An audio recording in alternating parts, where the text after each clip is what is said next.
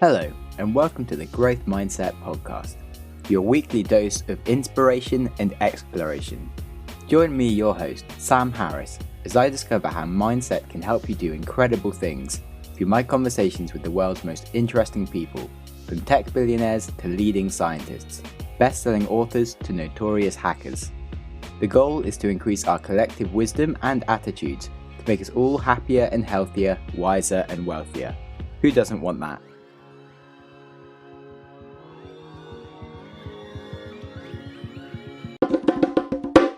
Welcome to the Growth Mindset Podcast. Today we have Oren Klaff on the podcast, who has written a brilliant book called Pitch Anything about just how to really up your sales game and make your business a much more easier thing to run and really drive your business in the direction you want to be doing it. And now he's had a new book called Flip the Script, which I'm super excited to dive into and generally just unpack a bit more about Oren himself, because he sounds like a pretty interesting guy. So it's my pleasure to have you on the podcast here today. So if there's anything you want to add to that, you're welcome. Otherwise, I quite like to ask my guests their life story in 3 to 4 minutes, just to sort of get a bit of a picture of who you are, where you've come from and where you're going. Yeah, I think that's good. My background was pretty technical. I was in mechanical engineering. I loved cars and motorcycles and worked on that stuff. And I thought I was destined for a life of technology. I started a software company many years ago before the internet, and it grew actually quite large. We ended up having 70, 80 people, cresting through $8.5, $9 million of revenue, tens of thousands of customers. And like many fast growth tech companies, we started running short on capital because of the growth pace. So there wasn't really venture capital in those days. There was a little bit, but it was mainly for hardware, not software. Software was mainly homegrown. And we were in Southern California, not Northern California, Palo Alto, where there a little bit of money that did exist. And so we started running short on money. I started looking around for money, and I met all kinds of people, bankers, and go public and raise money. And they said, you need a marketing plan, you need a financial plan, you need a presentation, you need a pitch deck, you need a growth plan, you need KPIs. And we were just running a software company. I didn't know the language of finance. And so unfortunately for that company, we couldn't raise money fast enough to really turn it into something huge. We did end up selling it, but that created a wound in terms of understanding how to go get money and resources for things you did. And I think I've been trying to heal that wound for the last 20 years. And so that's why I've become so an expert at what does it take to walk into a room, get on a phone, get on a Skype call, whatever the case is, make in these high stakes scenarios where you have one bite at the apple. When you go to Bank of America to ask for a $100 million construction loan, right? You go make the presentation, they ask you some questions, they go to committee, and they come out with yes or no. And what the no is a no. They're not like, hey, it sounded good, come back in 2 weeks, improve these things, let's take another look at it. It's these high stakes meetings, and everybody has them in their life, whether it's a marriage proposal, whatever the case is, high stakes meetings, one bite at the apple, do or die. So that's what I became an expert in, because that's where I died. And I've been, What was that movie with Tom Cruise where he goes into the exact same situation over and over again and he dies every single time, and then he's reconstructed to do it again? Yeah. So he solves it. I remember what that was called? Day, but it's the other one. Yeah, it's good. It's like Groundhog Day for war, right? Yeah, in the future. Yeah. And so I lived, Groundhog Day for finance, high stakes. And I was willing to go to the front, die, go to the front again, die, until eventually, bit by bit, I started to understand what works and what doesn't. And then eventually I got in with a guy who was just a natural at this. And he changed my worldview on what was possible. And I'll tell you sort of the changing moment for me, which led to Pitch Anything, which led to Flip the Script, which led to, whatever. I was telling, we have a new CEO here. I was telling him yesterday, we were on vacation in Hawaii and Maui, and I woke up at 6 a.m. to go get a coffee with my little boy. And we walked into a scooter shop that wasn't open yet, but the scooter shop owner was just sort of sweeping up, and he turns around and he goes, "What? Oren Klaff? So is here in my scooter shop in the far edge of North Shore, Maui?" So the things that have given rise to that life, started, and at one vivid moment, we were working on a big deal. I had a partner, just call him Jonathan. It's not his name, but he doesn't like his name being used. Really high net worth guy. And We were raising $1 million for a deal. And this was the last $1 million we needed. And the investor was being difficult. They just didn't want to sign some documents. There was a lot of back and forth. And finally, Jonathan just sent an email, all caps, 3 words, lose my number. Lose my number. And I'm, oh my God, the deal's dead. I've never seen anything like that in business. I mean, it's like the rudest, most over the top, all caps. I'm just used to professional. I'm not sure that works for us. We're thinking in a different perspective. Lose my number. I go, the deal's dead. I needed the commission from it. I had worked on it for weeks. I'm like, how did we just kill? And as I'm thinking and being depressed, and it's an impossible situation to get out of, another email comes in and they reply, we're so sorry. Didn't mean to, stretch the legal document. You're absolutely right. This is a non-issue. We'll have signed documents over to you and wire by the end of the week. And so I was like, how did lose my number turn into closed deal? And it opened a new universe to me of things that are happening below the surface in transactions that are identifiable, that are palatable, that are usable, that really exist, and that can make the difference in high stakes situations when you have to get something done, because it can change your career, your life, the trajectory of where you're going to end up as a person. So that was a moment when I realized there was a lot more going on in social situations in business than meets the eye. That's interesting. Because there's so many things that go into any decision that you kind of think are like simple or rely on just something to do with you and so much other stuff. But it kind of makes me a bit confused as to what were the other things going on in this scenario, because you told quite a good story and painted a nice picture. It'd be nice to complete what was actually happening. Like, what were the things that you realized about that was going on? Yeah. I'm in a bit of a mystery here. Neediness kills deals, and so the allowing people to control you when you have the project, you have the idea, you have the company, you have the asset, you have the resource, and all they have is money. See, when you are supplicating to money, money's a commodity. What you have is, in many cases, yourself. If you're a CEO or an entrepreneur or a sales guy or an executive or an admin, you have yourself. And all they have is money. Money's a commodity. You can get it anywhere. Your integrity, your values, your know-how, your capability, your strengths, your connections, your commitment, your appreciation for problems, your experience having solved the problems before, not the least with your product or your service.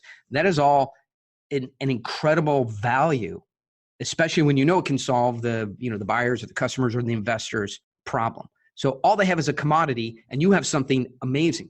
So you who have the real power, the real strength, the real foothold in the transaction shouldn't supplicate with neediness to what is ultimately just a commodity. Now, there's a fine line because you want the money, you want the contract, you want the agreement. But when you stop supplicating or acting needy, then there's a real alignment in power. See, and what ultimately, you opened Pandora's box with your question. Well, what ultimately is happening is when somebody feels powerful or high status over you, there's some real physical things going on, right? Their vision narrows, they see you at a surface level, and they take high-risk behaviors, things they wouldn't do if the stakes were higher for them. They might text, they might take an email, they might, send you a negotiation tactic that is overreaching, like in this case, the example I gave. So they see you at a surface level, they don't listen very well, their focus narrows, they pay attention to other things, and they engage in high-risk behaviors. That's what happens when somebody feels powerful. So if you make them feel powerful by the things you're doing, you're sort of complicit in your own demise. That's really interesting. And you can trace neediness, and I've tried to do it, and I've talked to cognitive psychologists and regular psychologists and not psychologists and amateur psychologists and business people. But I think one way to look at neediness is to go back all the way through, subhuman time, even 70, 80, 90,000 years ago, when there was no surplus of anything. All you had was a woman, a dog, some fire, and food, to get through the next 24 hours, and potentially a cave. Like, those are the things you had. Or you didn't have an Xbox and a bicycle and 2 computers, and you didn't have anything to trade. When somebody came to you and they were needy, that was dangerous. Meant that they were willing to do things and behaviors that were dangerous and risky. You didn't want to be around people that were needy because it would lead to conflict. So neediness creates fear in people. You want to get away from people that are needy. It puts you in the low status position. It elevates other people to power. And this is not a situation where you can close a deal from in modern day commerce. Yeah, that's a pretty good point. I definitely highlighted the first thing you said of neediness kills deals, because it's so true. And any kind of relationship besides business, it's just like a huge red flag for anyone. And it either means that you're going to have like a shit deal for yourself, or it's just not going to happen at all. So the thing is, the ability to see where to draw the line and how to draw the line professionally. And then, this is really what Pitch Anything was about, is how to draw the line in your neediness in a professional way that will be accepted and put the buyers or the partners or whatever in alignment with getting a deal done, right? And that then ties into moral authority. So if you've built up, I think this is, maybe a topic you guys are interested in, but if you built up your values, what you're willing to do and what you're not willing to do, and those values are in the middle of the fairway for culture, for society, for human beings in general, and they're actually your values, not bullshit. We do things right by the customer. I mean, that's not bullshit. A company should do things, but like, yeah, there's a lot of values people have that are just complete bollocks. And you're like, well, you've just written down like a values mission statement and you have no idea what it means. For sure. So listen, a lot of people I talk to, I say, hey, what are your values? Right. And they say fairness. I'm like, okay, for me, I don't give a fuck. Everybody fucks me over no matter what. Right. Because they can, because I don't care that much. Most of the deals I end up doing aren't fair to me. I do the best I can. Right. But fairness is not really a value to me. Right. I try and get a deal done, move forward, do the best deal possible, have a good relationship with everyone. And I don't really view the world in like a win-win relationship. Right. Mainly I'm willing to lose and a bit. I don't try to over maximize. So fairness, I like fairness. Fairness is important. It's probably in our mission statement, but that doesn't make me mad, right? If it's unfair. So, there are these universal values that companies adopt. I've spoken to a company the other day, large company, and they had, trust and loyalty and fairness and sort of the sources on, if you look up goodwill, what are the other words associated with it? Trust, loyalty, fairness, appreciation. We treat people like we want ourselves to be treated. I mean, it's sort of concepts from the Bible, but that's not really your values. When you communicate your values that you're absolutely dedicated to and you stick to your guns, and that's in Flip the Script, the chapter in Flip the Script is how to stick to your guns. That is what communicates lack of neediness. Right.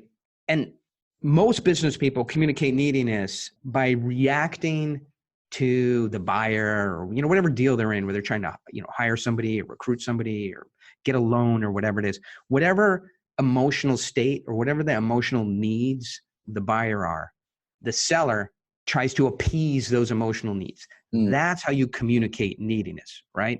So if you think about it, that's why, and Tony Robbins and I argue about this, till we die. Rapport, right? Yeah. He believes in rapport, and I don't believe in rapport, right? Matter of fact, if you come work here and I hear you going, hey, how's the weather over there? Did you see the game? How about that storm?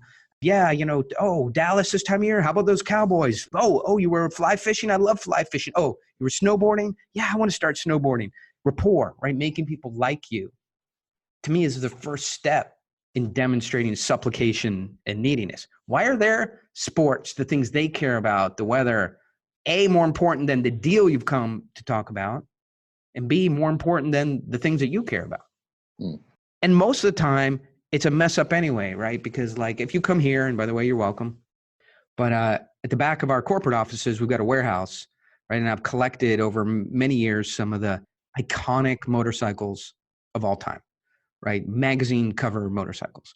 And so, someone will come in and they will go, oh, motorcycles, this is amazing. And, they'll see the motorcycles and they'll go, when I was in college, I delivered pizza I love motorcycles, on a CB 360T, right? And, motorcycle, this motorcycle. I'm like, yeah, in college, you rode the world's shittiest motorcycle that was ever made in the history of two-wheeled things with an engine in it, right? And these are icons from the history of motorcycle racing. Like it's not really, not that his subject is better than mine, but it's not really correlation on the same subject. Motorcycles is a huge thing And so most of the time when we do try and correlate and find rapport, it's a miss anyway. Somebody went to Alabama and played on the Alabama football team, and you love watching Florida State college football. It doesn't mean anything. It's barely correlated.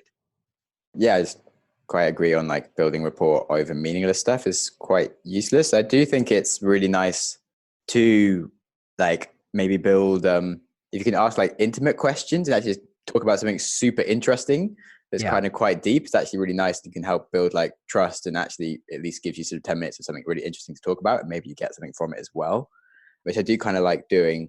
But if I'm there to like talk about something specific and going on like a half-hour debate of like, do I have like narcissistic ego issues because I go to the gym too much rather than just trying to be healthy or something with someone, it's like it's an intimate conversation to have, which is quite nice. But do I need to have this right now with someone I've just met? It depends on what it is. It can be fun to unpack. Yeah. I mean, I think in my world, and I've got our new CEO sitting here, and we're sort of veterans of multi-million or $100 million deals. Nobody goes, you know what? I don't really like the deal. The terms aren't fair. The technology seems a little bit behind, but there's a better vendor. But man, this guy loves snowboarding. We got to get this done. Yeah, right? Yeah, so exactly. When the stakes go up, whether they like you, liking is sort of a minimum requirement, and they're going to find that out over time, especially when you're talking to a professional buyer who knows how to unpack a seller over, a series of calls, meetings, proposals, exchanges, and negotiation. They're going to really see who you are, and whether you guys both like snowboarding is not going to impact the final closing of this real estate deal, this SaaS software sale, this government contract, whatever it is. They're going to buy because there's value there, and there's certainty that the things you say will happen in the future will actually happen as you say they will, without high friction. So they're looking for trust and certainty, not correlation to different kinds of sports. Yeah. Although I would like completely counteract that statement in terms of people do like relationships and things. And sure, if I have two people to like buy something from, and one's like my daughter's husband or something, I'm probably going to buy it from him because it will help something. If it's a bicycle, okay. Yeah, I mean, if one's shit and one's not, $50 million rack of servers that you're going to go public with your company and impact 2,000 investors, who have put money in your company. Have you made securities compliant promises to over a series of years? This is not so much a factor. Yeah, true. But true. If I'm going to have to work with this person a lot, I would not want to work with someone who's a dickhead. So I would like to have someone that I would like having around my office, and maybe I could go for a pint with after dinner and after work or something. This is why we go back to the conversations of values. You can't really understand somebody by whether they like the Boston Celtics, the Patriots, or the Green Bay Packers, or they, follow the news on the storm, or what side of Brexit they fall on. What you can understand is their value. So for example, if you look at our customer roster, right? We don't have any 75-year-old Chinese women, right, who are our customers, in our enterprise services group. Nothing wrong with them, and there's nothing wrong with us. But in general, we like to be friends with our customers. We end up going on trips with them. We close large deals. They generally have kids. We have kids. Our kids are friends. My little boy plays hockey, and our value system matches up with theirs, and they like us because we share this. We don't stop when we're tired. We stop when we're done. Sometimes we lose money, right? Even though, on a project we've committed to do, and just the edges fall off and we still have to keep doing it. These are around values. When, here's, for example, when I'm talking to a customer, I'll say, listen, this is a perfect example. They'll go, we'll make a pitch and we'll talk to them about it and we'll negotiate a little bit. And they go, yeah, Oren, sounds good. I think it's good. Let's go ahead and do it. Right. They're sort of, rolling over and showing their neck. And I say, no, even though that's a yes, I'll say that doesn't work for me. Like, we're going to try and do a $30 million deal together. Yeah, let's go do it. It sounds good. That is way too hard. I really need you to say, Oren, I love you. I love the way it works. So excited about this project. Let's go make this happen together. Because I'll tell you why. In a big project like this, whether you're installing servers or doing a government contract or raising money or selling a company or, installing accounting software for a large company, whatever it is that you do, the higher the stakes, there will come a point where there's a disagreement. something went wrong. And this is what I say to our customers. Some Sunday night, you will be expecting a set of financials, a pitch deck, so you can go present on a Monday morning, right? We'll have promised you that. You'll be expecting it. You hit refresh, and it doesn't show up. And that's our fault. And we did it wrong. You're going to call us up Monday morning, go, what the hell, blah, blah, swear.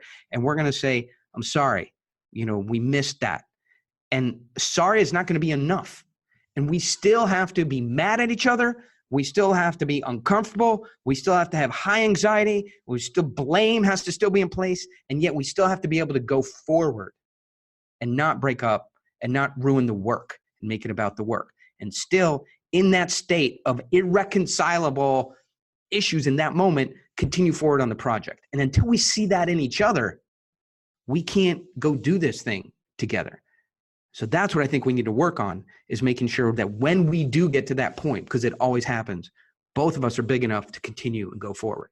So I'll have that conversation the bigger the deal it is. And so that's how people get to know us and me, by what I believe in and my experience of how values matter as you get into higher and higher stake deals. With a TV set, you don't need to have that conversation. Definitely. So, speaking a lot about values, what would you say are your defining values then? Because you should have alluded to quite a few, but can you just clearly state what are your values and why? Yeah, sure. So I think the values are the things that, at least in the audience that I work with, when I ask people, what are the things that make you mad? Right. And so with Pitch Anything, and I put a lot of content out there, and now I've written a new book, Flip the Script. It's $22 or $14 or free, or, if you can download it as a free, or, so I put out an enormous amount of content on the blog, as do you guys. I have a podcast and the books and everything. And we daily get people go, hey, I read Pitch Anything. I underlined everything. I went and did that stuff, and I raised $3 million. I closed the biggest deal of my life. I'm now a good salesperson.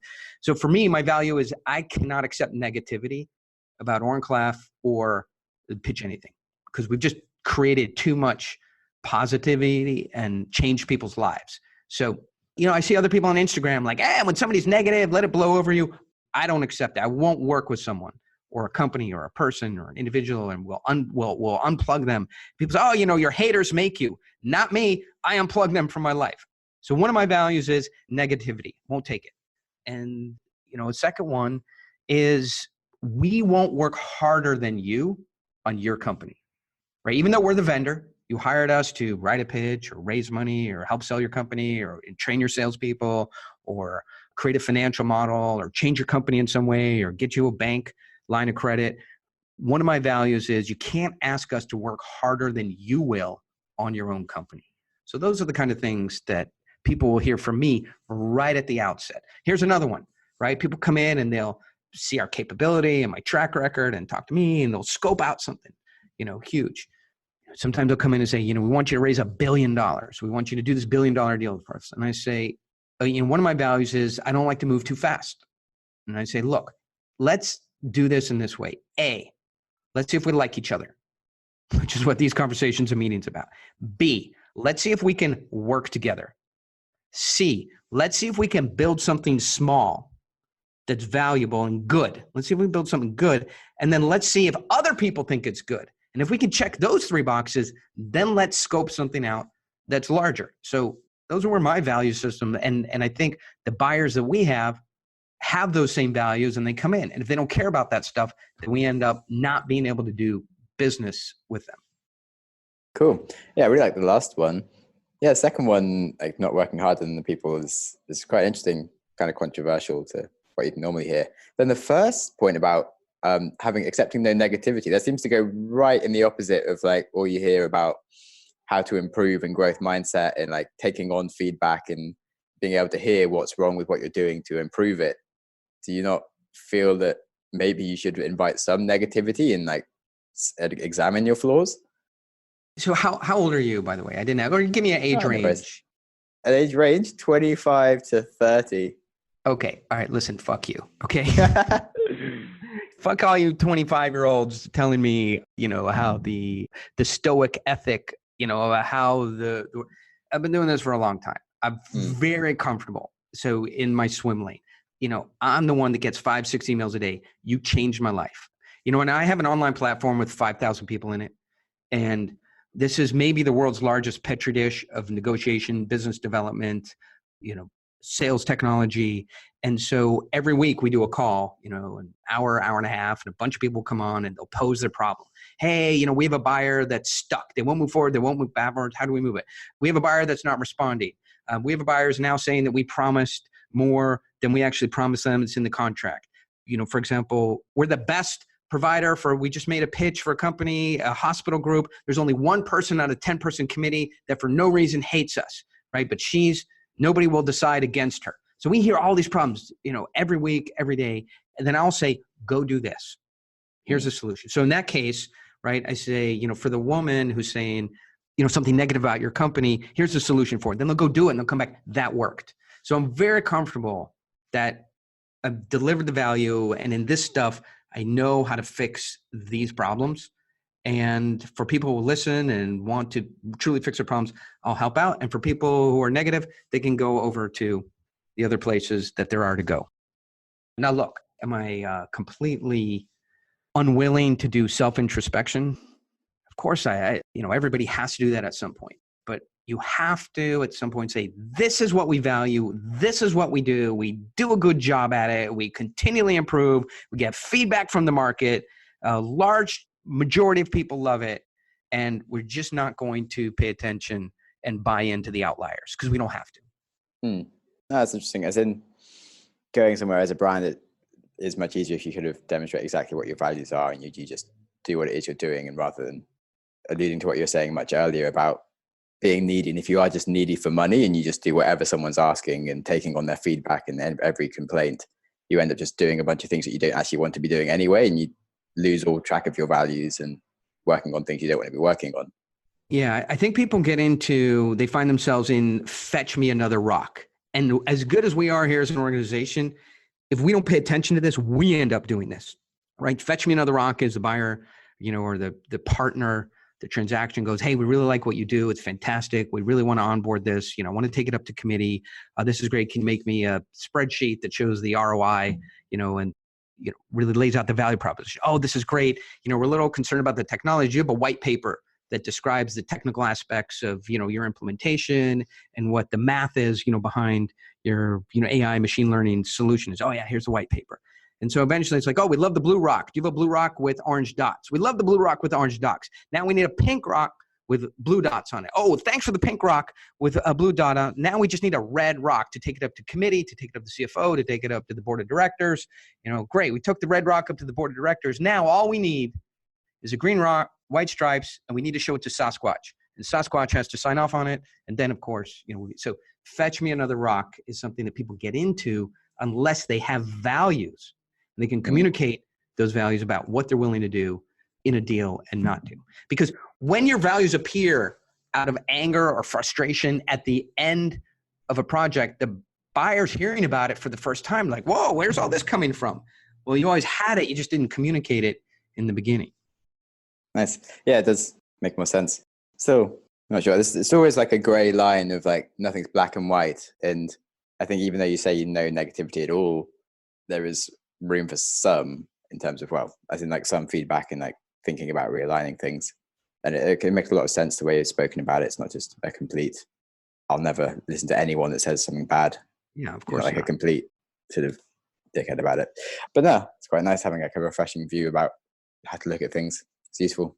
Yeah, it's individualistic. Like when I wrote the book, when I wrote Pitch Anything, I remember, my agent called and my publisher called in a quite negative tone of voice. Right. And they said, what are you doing? Like, why aren't you going to book signings? Like all authors do. And I was like, you mean like go to a Barnes and Noble and sign 5 books for little old ladies, who are there that day at the Barnes and Noble? Yeah. You got to go to, book signings and we'll schedule them like in Poughkeepsie and Wichita Falls and, West Hollywood and San Jose, like those kinds of Barnes and Nobles. And like, yeah, there's like even William Shatner goes to book signings. I go, well, William Shatner should have written a good book. Wouldn't have to go to book signings in West Hollywood for 5 little old ladies. So you can get that feedback from people who know what they're doing, but these markets constantly change. In the world that I live in, things are constantly changing, especially if you're in social media, if you're in web technologies. I mean, what existed yesterday, maybe not yesterday, 6 months ago, as advice. Somebody come in and say, hey, you're doing it wrong. That advice is expired in many cases. So you have to be quite self-sufficient today with your values, with the feedback and the direction you get from other people. There aren't these long cycles of business and tech advice, right? Because there used to be this network of retired executives, who had retired, and then the young guys coming up would get to meet. And so the things that they knew about business from 25, 30 years ago, 15 years ago, right, were incredibly relevant for the 19, 20, 21, 24-year-olds coming up in their own businesses. But those networks have died because 15-year-old know-how is, unless it's really on accounting, which hasn't changed that much, right, is almost, can be completely backwards, anathema to what you need to do today. So, where's that feedback coming from? And what is your willingness to take feedback from people? Hey, maybe I would say like this, if I can make the point. I'll have a lot of guys come to me and they say, hey, we're trying to raise money, $3 million, right, for our, dating app for grandmas that includes poker and pet walking API management, right? Sounds like a pretty good deal today. And they'll say, we met with Kleiner Perkins, and we went with True Ventures, and we met with these angels, right? And they'll say, what True Ventures told us is we were too niche focused and we needed to be broader, right? And then they'll say, what this angel told us is that we should white label our technology and not invest the time to, build technology today. And then what Kleiner Perkins told us is that we need a technical co-founder, right?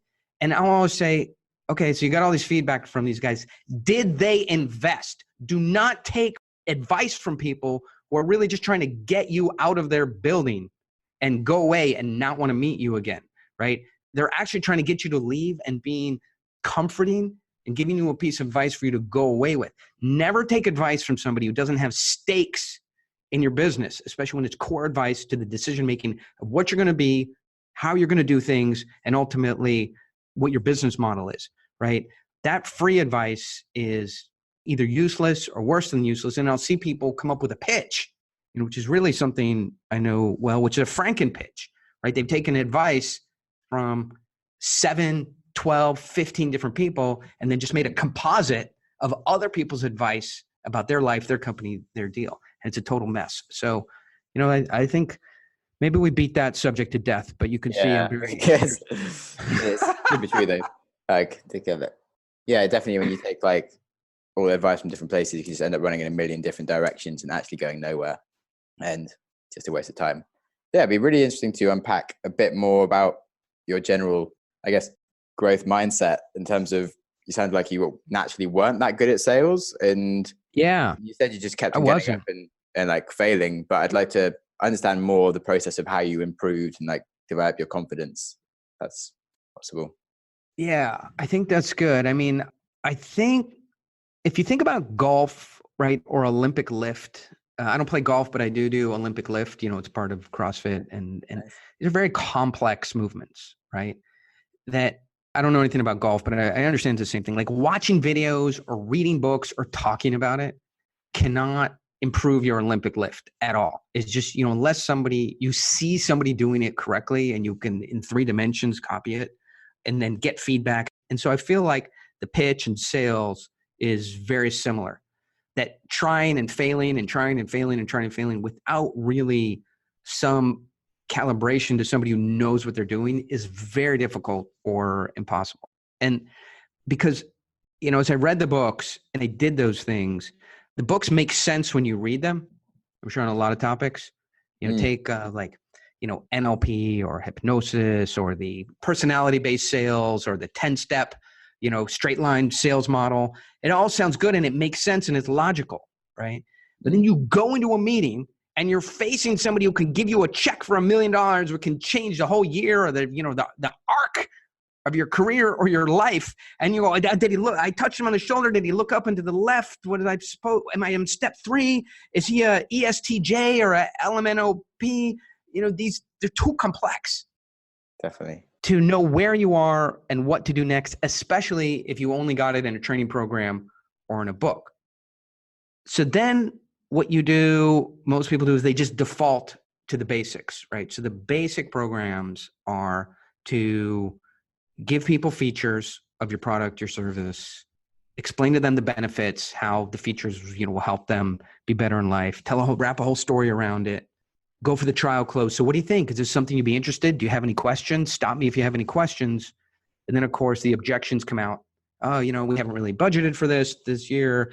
We have a vendor we're currently happy with. It's more than we thought it would be, whatever the objections are. And now it's the first time in a sale that you really feel empowered to do something. Like there's something right in front of you that you know how to do, which is fight and argumentation, high school debate club over these objections. Well, I know you don't have budget right now, but we can finance it and that will overcome the objection. And then they'll say, well, that's good. You make a good point. Something we have to think about. Then, of course, the way you control somebody thinking is to discount, provided that, if we could get the number right, you think we could get closer to a decision today or this week? Well, if the number was right, we could move a little bit faster. And now you're just giving away margin. So that's sort of what we slip into. But then, as I said before, I started seeing some naturals not do any of that stuff, right? And actually do things that I thought would ruin a sale immediately. And so, for example, I saw my partner walked into a meeting that was really high level. We're in San Francisco, to Embarcadero, up in one of these big conference rooms. You're looking out over the bay, and they walk in all their people. And generally, the way these things go is you crosstalk and, hey, how was your weekend? Did you watch the tennis match and everything like that? And Jonathan just goes, hey, so look, I see you guys just showed up for the 10:03 meeting. Why don't we get that one started? Right? I thought, okay, here's another one going the wrong direction. And he goes, does anybody need fluids in or out? If not, let's get started. We got a lot to get through here. In the next 10, 15 minutes, we're going to tell you about the project. Then we're going to give you some time in relation to our project to tell us what's important to you. And if our circles overlap, we'll figure out a way to go forward, right? And I understand you guys want to learn a lot about the project and you'll be evaluating us, but as much as you'll be evaluating the project and us and our background and everything, we're going to spend our time here evaluating you. So there's a lot to get to. Again, fluids in or out. If not, let's get going. And so when I heard that, I said to myself, coming from sort of an average frustrated background, this meeting is over before it started. But as I looked around, everybody snapped into alignment, put their phones away, put their laptop faces down, and gave 100% attention. And what I realized, although it was counterintuitive, is Russell had communicated, I'm a professional. You're in the hands of a professional. This meeting is going to go the same way you run your internal meetings. Focused, timely, professional, based on common ways of behaving in our commerce system. And you're going to understand with great clarity what's happening, why it's happening, why us, why now, and the value proposition. Why us, why now, and the value proposition. And so he didn't use those words exactly, but as I started unpacking how he was doing things, he was basically coming in and saying, hey, listen, we have information on how everything is changing in this industry. We know how things are going to operate for the next couple of years after the change completely happens. We're one of the few people that know this.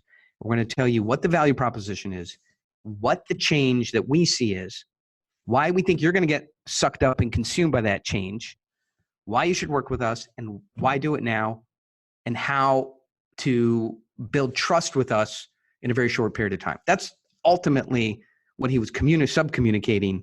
And so as I unpacked it, I said, well, as clumsy as I am, I'll just come in and say these things overtly. Here's how things are changing. Here's why you should work with us. Here's why you should do it now. Here's the value proposition. Here's the ROI. Here's the key assumptions. Here's how this is a pro forma. Here's who's on our team. And here's the decision-making timeline that we're willing to live with.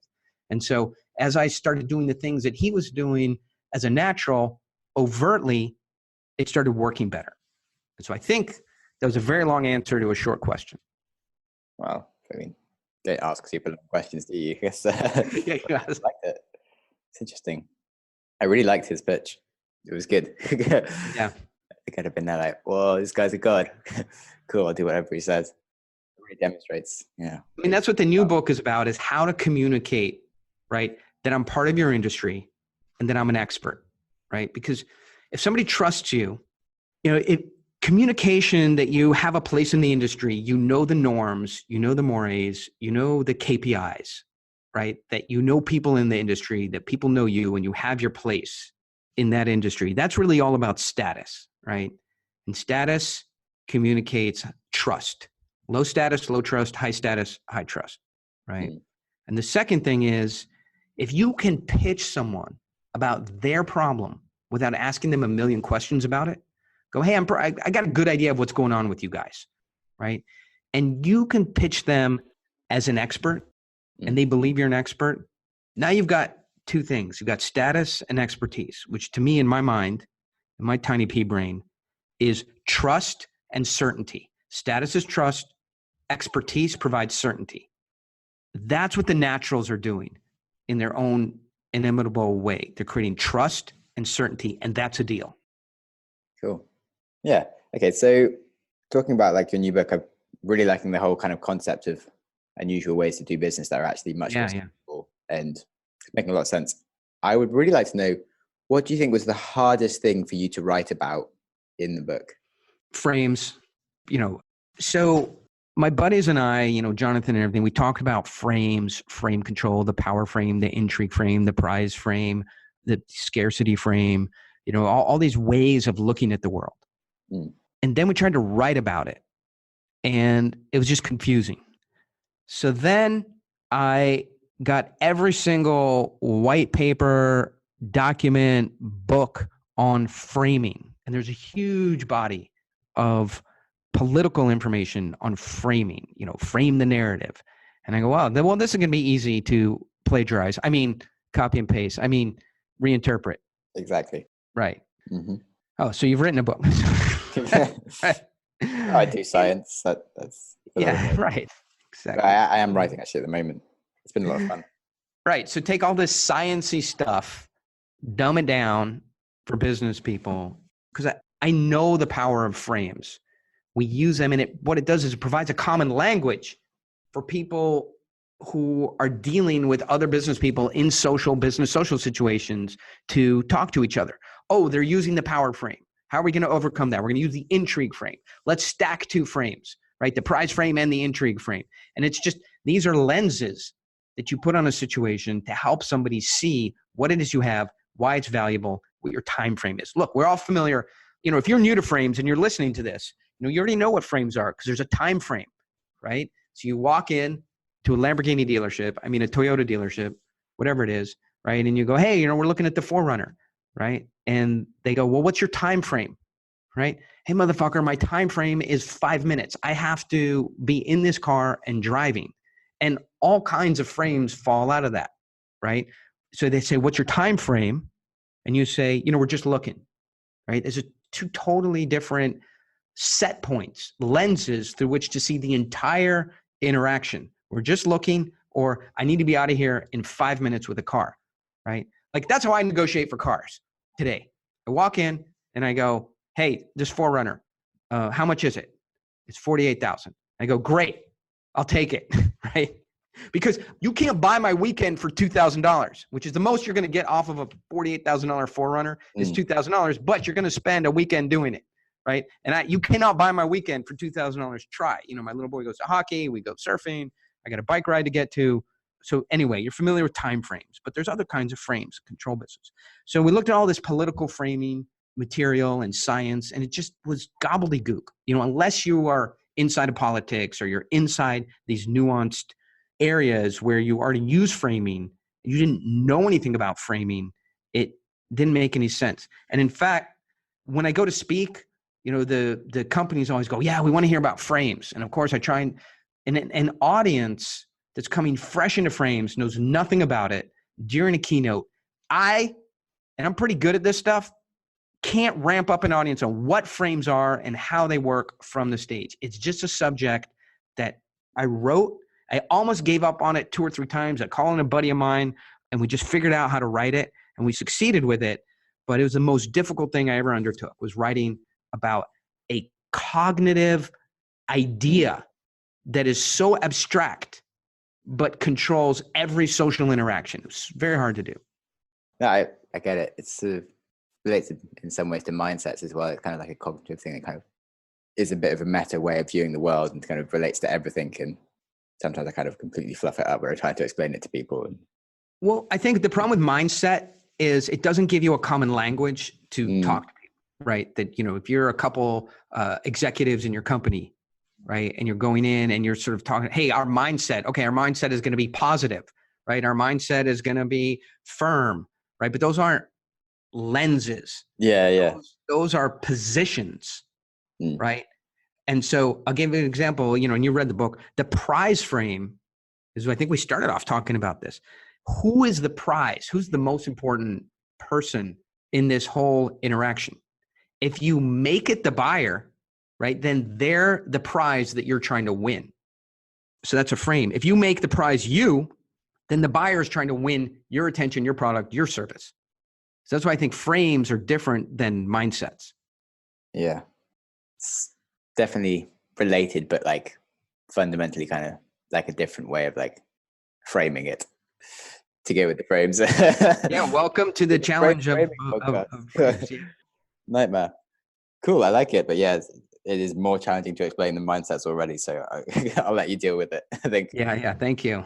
Oh, believe me, I get the patron saint. I'm the patron saint of tough things to explain and tough deals. Nobody gives me the easy ones. Definitely. I think we kind of can relate on making things difficult for ourselves. And I think the way that you explain things, I kind of quite relate to it. I can see where you maybe used to have more challenges, as in certainly when I'm trying to like explain things, I kind of unpack the wrong things first and get like a bit in the wrong direction and go off some tangents to eventually bring it all back and it makes sense. But it takes quite a long time, and some people just go like straight to the heart of it, and you're like, wow, why couldn't I have just done that? Like, and your explanation's been a bit long, not to like give you any negativity, but it seems like you probably got so much better at this than you maybe used to be, perhaps.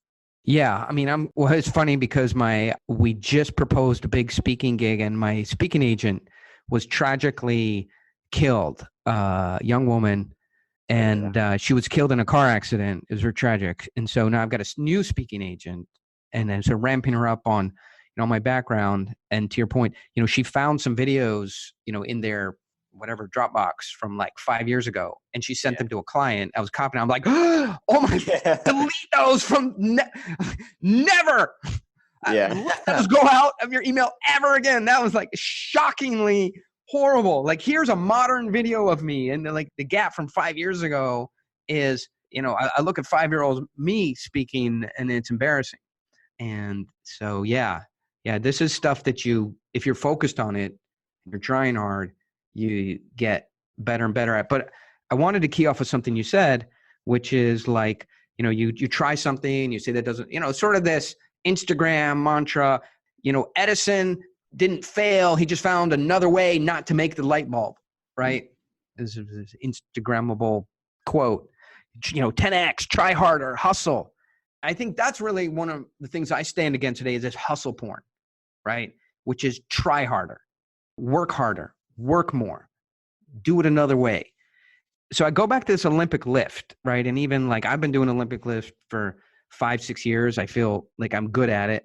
And when the weight gets heavy, right, there's this sort of notion that you bounce it off your mid leg, and that gives it some additional upward momentum. If that makes any sense, right? So you're lifting the weight. You're not going to clear it up to your shoulders. You bounce it off. That gives it like a jolt upwards.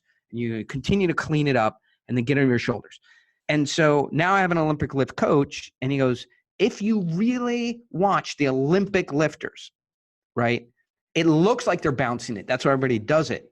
But that's just the moment where it pauses before they snap their hips, and the hips gives it that upper movement, but it never touches them, right?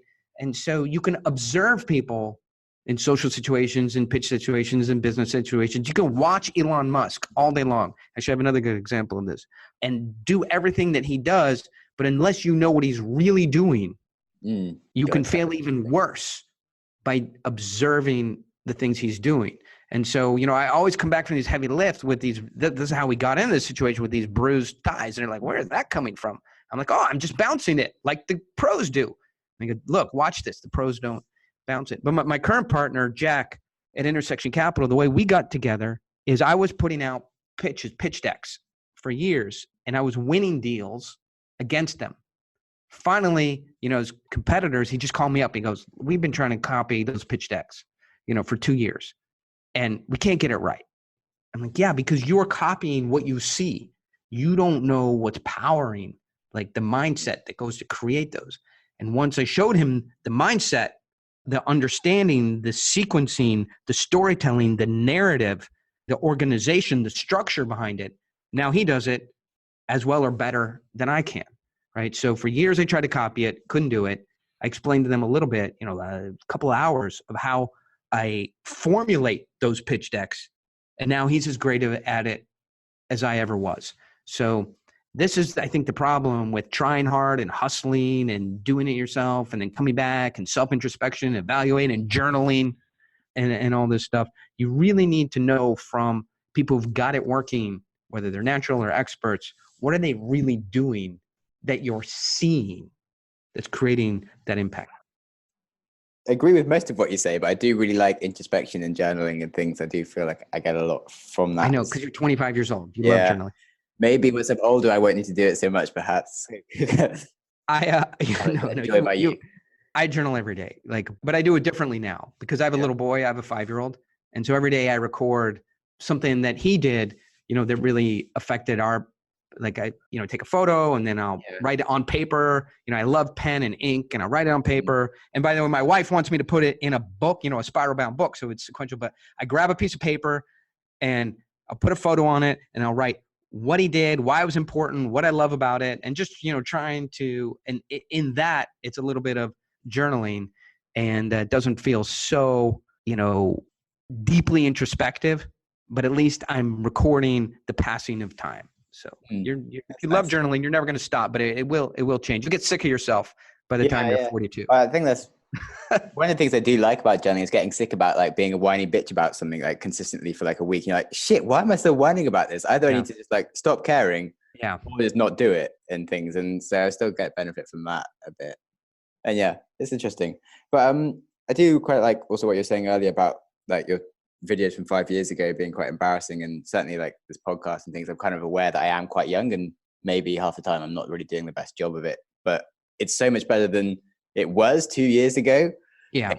I'm aware that maybe I'll look back at it in a few years' time and be like, well, crap, I did really not ask the right questions, or kind of sound like a bit of an idiot the whole time whilst I was speaking, but at least the guest was okay. And at least I kind of know that I'm getting better every time. And it's kind of nice to observe myself doing these things. And I could just say, oh, I'm not good enough, so I'll just never do it. But I need to carry on doing it to get to the point where I'll actually be at the stage where I really want to be in that sense. You're in the game, so that's, so Instagram, hey, 90% of the battle is just showing up. No, it's not 90%, but it's a good 4 to 5%. You also have to have skills and work hard and put resources and time and money in it and be lucky and, have relationships that care about you and treat people well and, actually be focused on adding value to people's lives, but not so much value that you're giving it away. That's 90% of it. But it's good to be showing up. Yeah, definitely. So one thing I like talking about is the future. So you're kind of an expert in the sales arena.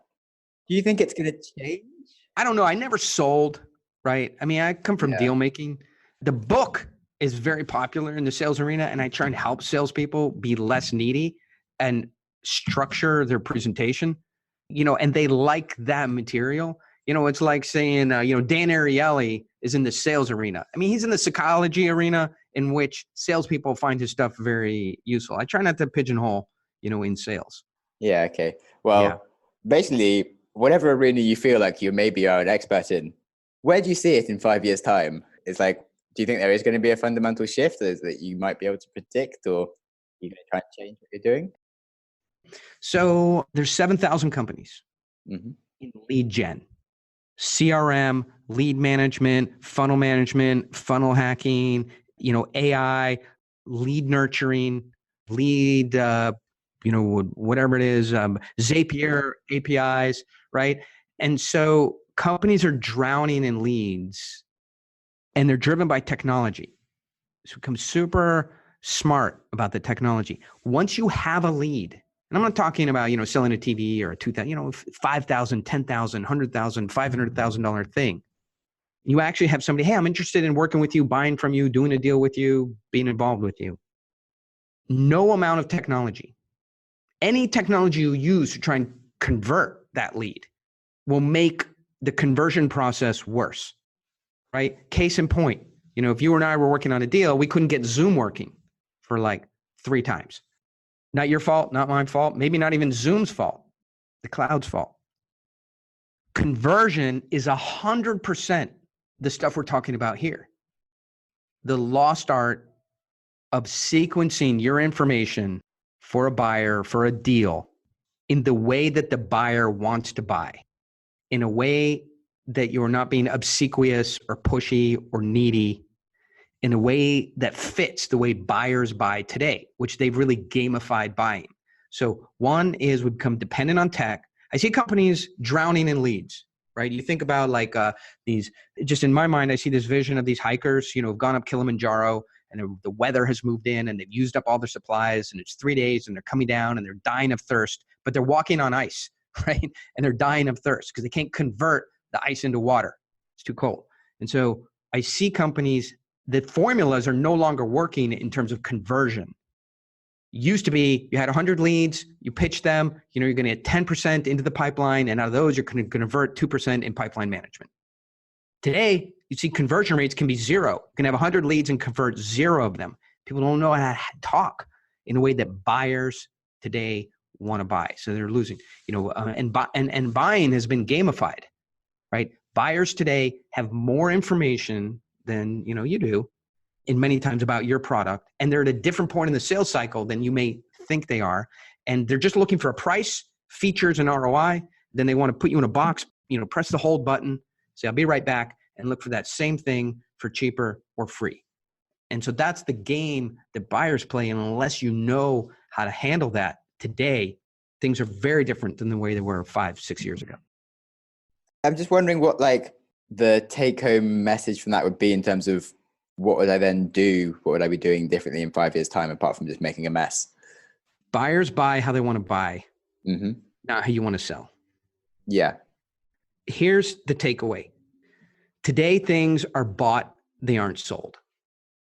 Yes. I like that. Yeah. And that's good because that's the first line, first page of Flip the Script. I don't like being pressured into making a purchase, and I'm not alone.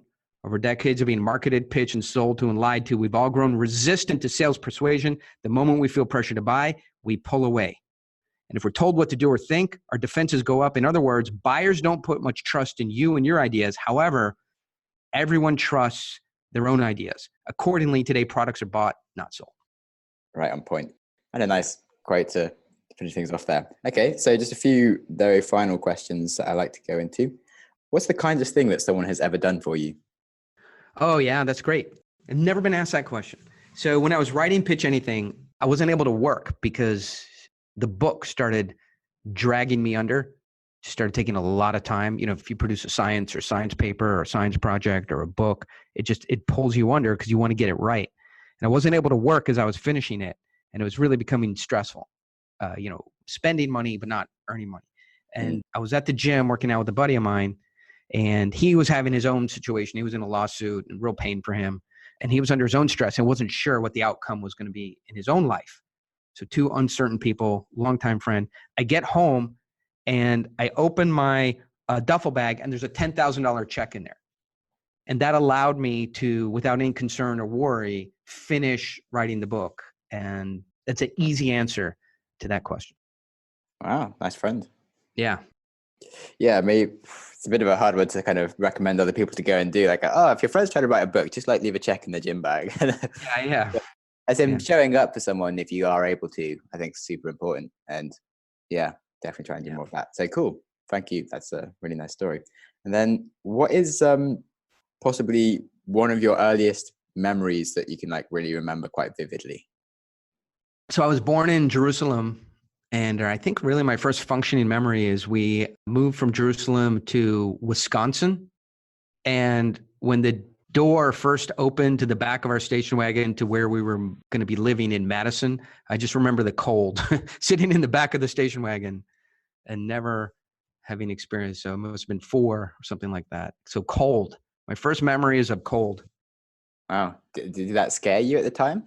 Yeah. Thanks for the flashback. You know, I've been in therapy for 35 years, getting that out of my mind. But now, thanks to this situation, I'm back in therapy. Yeah. Wow. That's how you frame it, as we Yeah. discussed. Yeah. It did scare me. Cool. Do you think it kind of put you off being there, or were you able to kind of be positive afterwards? You know, I just have to look at the final. I'm a positive, I look at the final product. So I feel like I overcame that trial. Yeah. But do you think maybe that helped you in the long run, realize that you can get over your problems, and perhaps this is why you became like much better at sales when you were initially faced with a problem? Or I would answer this, like, if you look culturally at Israelis, I wasn't in Israel for very long, 4 or 5 years, but I think I was there long enough to get that tenacity, because my parents aren't Israeli by birth. And so I think I was long enough there to get that culture into my makeup, of tenacity, of sort of continuing forward, even trying to find strength out of weakness, and whatever Instagram quote, want to use, the way is forward, not backwards. The view is from the top, whatever. cool. Yeah, I definitely noticed that whilst I was out in Israel. It's an interesting country. Okay, have you got any questions you want to ask me about? Or is there anything that I should have asked you that I haven't asked? Well, I think, the thing that is so important for me today in, the way buyers are today is, how do you show someone you're an expert? And I think that's ultimately, maybe for the next time, because it's a whole topic. Because today when I meet people, they tell people they're an expert. How do you show people you're an expert? Because once you show someone and they believe you're an expert, then they start to have certainty that the things you're promising really will happen. And so I think there's a huge line, although it seems nuanced, between telling people you're an expert, right? Yeah. And showing your likes, or showing your, track record, or showing the testimonials, or, that's Definitely. telling. Yeah, it seems like saying, I know a really great story, or I've got a really great joke, but not telling it. Like, I don't think you're funny or a good storyteller just because you told me that. Like, I need to hear the great story or the joke, and I'm like, shit, this guy's funny. Yeah, it's a great way of putting it. So how do you show someone that you're an expert in their kind of problem? Once somebody feels like you've solved their problem 1,000 times in a row, it's pretty much a boring push-up to do it. Yeah. You've accomplished a lot. That's why CVs are so useless. But yeah, cool. Yeah. I like that tip. Thanks. Then I guess, as you spoke about my age a bit, I'm actually 28, by the way, soon to be 29. Okay. All right. Oh, so I take it back. I take all that swearing back. You're actually a lot more seasoned and mature than I thought. But yeah, I'm still very young and open to feedback. Any big life tips that you think I should really concentrate on? I think I would concentrate on this notion of, when you see this runaway success in people, whether it's podcasting or science or something, or book writing that you care about, this is mostly powered by luck. I have worked with billionaires, hundreds of 100 millionaires, 1,000, 10 millionaires. But sometimes there's just like these incredibly smart, talented Elon Musks, although maybe if you follow Elon Musk and Jeff Bezos all the way back, it's just, there's a moment in time that was unbelievable. Most of it is luck, right? So this is going to sound trite, but work hard, carry water, chop wood, get to the end of the day with poise and grace, and move forward. When you do all this work with expectations and that you are deserving of something, it starts to unravel pretty quickly. And so, maybe that's high school gym coach, but maybe that's the best advice, high school gym coach advice is so much, 100 million, 10 million, 1 million, 5 million, 70 million, 1 billion. Most of it is luck. Cool. Thanks. That's I think quite true. It's really interesting studying people that have been massively successful, and just sort of can root down to kind of just being in the right place at the right time. And sure, they made a lot of good decisions, but they didn't make those decisions any more wisely than other people that had made decisions that went wrong. And pretty funny. Well, that was a pretty nice thing to end on. So, what a really good interview. Oren is a bit of a badass. I'm really happy that we got the chance to speak. He certainly has his own view on the world and is pretty strong on his values and doesn't take any crap from anyone, which quite refreshing and nice. So, in terms of my top take homes, I really like this point about neediness killing deals. And yeah, if you turn up and you are really just trying to do whatever you can to get the person's money, and it just is, it's kind of obvious, and it just ends up leading to you having quite a bad situation that isn't really what you wanted. And in anything in life, when you're just needy about things, it just makes everything worse. So if you can be much stronger on your values and really stick to who you are and be like an actual person that's very much like, this is me, I stand for what I do. Like, it's very easy for people to work with you and do the right things that you want them to do, rather than doing the things that they might want you to do but maybe aren't even. So I also have explained this terribly, but essentially just don't be needy and have good values, and that's the most important point. Secondly, his growth mindset attitude of just doing stuff. Like, yes, there are great books and lessons and everything, but they don't ever do the work for you. The only way that you really, really learn the essence of something is by doing it. So you can read a book at the time that you're doing it. It might motivate you to do more, and it might make you realize the thing that you're making the mistake at a time that you're doing it, so you can then go back and do the same thing again better. But just reading will never get you anywhere in life. You actually have to go and like do the hard things yourself and just learn through experience. That is a huge point. And then lastly, I really liked his tip to me, personal tip. It was good. I'm glad I asked that, which was that most people who are hugely successful do get there through kind of luck. And sure, you do have to work hard and just keep on moving forwards. But if you constantly have expectations about things, it's just not useful for you. And you just need to remember that you need to be in the right place at the right time somewhere and not get pissed off when things don't go your way. And also, I really like this point about showing that you are an expert rather than telling, because just talking about stuff is meaningless, and you really need to like actually prove by doing stuff. So yeah, it's a big one. And related to his point on kindness and things, you can talk about however kind you want to be. At the end of the day, it doesn't make you a kind person. So show that you're a kind person by being kinder. And I've been trying to do that, which doesn't show you anything. So maybe not the best example. I guess I could mention that although I haven't given anyone the 10 grand check like this person, like Oren had, I have given a friend £16,000 to get him out of credit card debt this year. I say give, loaned him, but still pretty nice. It's a bit of a risk for someone like me who doesn't have £16,000 lying around. So I think that was pretty kind of me. So yeah, I think I'm showing up for people when they need something. Hopefully you can too. And now moving on to books. Well, obviously we only really spoke about Oren's books, Pitch Anything, which is pretty good, and Flip the Script, which seems to be actually a genuinely useful read for sales. But as Oren says himself, books are kind of meaningless without doing it. So if you're actually trying to do sales and are going to actually put these lessons into practice, great. If you're just sitting at home and want to improve your sales by doing nothing, then this isn't the book for you, apparently. So there we go. Great podcast. Hope you enjoyed it. And tune in again next week. Or don't, because you're too busy selling things. Who knows? All right. Ciao. If you enjoyed this episode, I'd love to feel your support on Patreon, where you can legally just send me money.